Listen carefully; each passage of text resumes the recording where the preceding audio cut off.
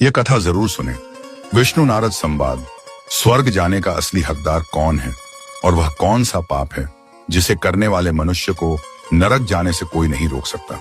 आज हम एक प्राचीन कथा के माध्यम से यह रहस्य जानेंगे, क्यों कुछ मनुष्य करोड़ों पुण्य के कार्य करने के बाद भी नरक में जाते हैं और क्यों कुछ अत्यधिक पाप करने वाले भी स्वर्ग की प्राप्ति कर लेते हैं। यह प्रश्न हर युग में मनुष्य को विचलित करता आया है। ऐसा कौन सा पुण्य है जो मनुष्य के करोड़ों पापों का नाश कर देता है, और ऐसा कौन सा पाप है जो उसके सभी पुण्यों को भस्म कर देता है। यही इस कथा का मूल सार है। भगवान विष्णु क्षीर सागर में देवी लक्ष्मी के साथ शेषनाग की शैया पर विश्राम कर रहे थे। समुद्र की लहरें शांत थीं और आकाश में दिव्य प्रकाश फैला था। उस समय वातावरण अत्यंत पवित्र था। तभी वहां देवर्षि नारद उनके उपस्थित हुए चेहरे पर चिंता की रेखाएं थीं। भगवान विष्णु ने उन्हें देखते ही मुस्कुराते हुए कहा, आइए देवर्षि क्षीर सागर में आपका स्वागत है। बताइए आज किस प्रयोजन से पधारे हैं। नारद जी ने प्रणाम किया और बोले, हे प्रभु, मैं यमपुरी की यात्रा करके आ रहा हूं। वहां मैंने एक अद्भुत दृश्य देखा जिसने मुझे विचलित कर दिया। मैंने देखा कि कुछ पुण्यात्माएं नरक में जा रही थीं और कुछ पापी स्वर्ग में। मुझे यह बात समझ नहीं आई। प्रभु कृपया बताइए, कौन नरक जाता है और कौन स्वर्ग, और यह निर्णय कैसे होता है। नारद की आवाज में जिज्ञासा और भ्रम दोनों झलक रहे थे।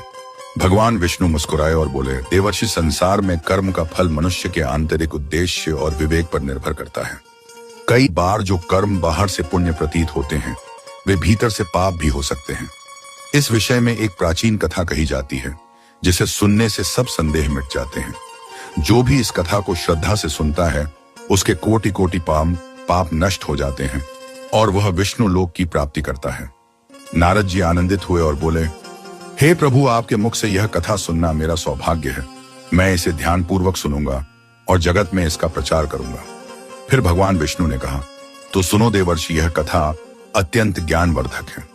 इसमें मनुष्य के पाप पुण्य और उनके परिणाम का विस्तृत वर्णन है। इसे समझना प्रत्येक जीव के लिए आवश्यक है।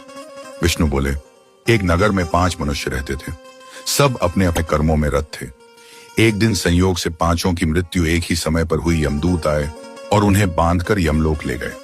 जब वे 5 यमराज के दरबार में पहुंचे तो वहां का दृश्य अत्यंत भयावह था। चारों ओर आग की लपटें थीं, पापियों की चीखें गूंज रही थीं, परंतु उन 5 के चेहरों पर अजीब सी शांति थी।